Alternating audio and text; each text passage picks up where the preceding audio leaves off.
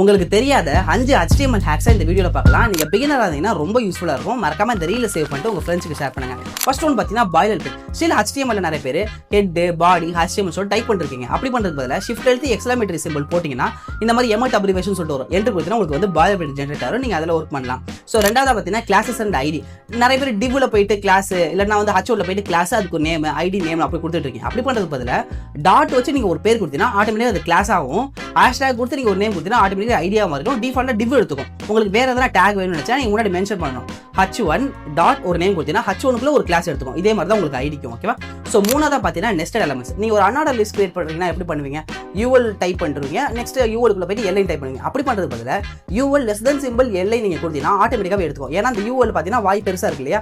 So அதுதான் பார்த்தீங்கன்னா parent. இந்த குட்டியாக வரது பார்த்தீங்கன்னா சைல்டு. எல்ஐங்கிறது சைல்டு. உங்களுக்கு ஆட்டோமேட்டிக்காக இருக்கும். இந்த மாதிரி நீங்கள் நிறைய நெஸ்டட் எலமெண்ட்ஸ் உங்களால் கிரியேட் பண்ணிக்க முடியும்.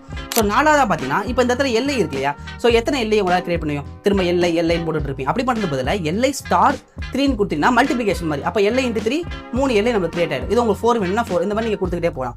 ஸோ அஞ்சாவதாக பார்த்தீங்கன்னா டெக்ஸ்ட். ஓகேவா? ஸோ இப்போ ஒரு எக்ஸாம்பிளுக்கு இந்த எல்ஐக்கு உங்களுக்கு ஒரு டெக்ஸ்ட் வேணும்னா என்ன பண்ணுவீங்க? உள்ள போய் டெக்ஸ்ட் டைப் பண்ணுவீங்க. அஃப்கோர்ஸ் இது இருக்கிறது இல்லாத ஒன்று தான். ஸோ எல்ஐ பண்ணிட்டு நீங்கள் அந்த எக்ஸ்பிரஷன் பிராக்கெட் இருக்கு இல்லையா? ஆப்ஜெக்ட் பிராக்கெட் அதை கொடுத்துட்டு நீங்கள் ஒரு பேர் கொடுத்தீங்கன்னா அது உள்ள ஆட்டோமேட்டிக்காக ஒரு டெக்ஸ்ட்டாக வந்துடும்.